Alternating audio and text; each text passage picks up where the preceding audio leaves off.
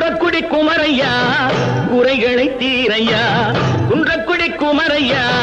குறைகளை தீரையா வளமும் பொருள் நலமும் வளரும் அருள் இறையும் வளமும் பொருள் நலமும் வளரும் அருள் இறையும் சண்முகநாதன் சந்நிதி கண்கள்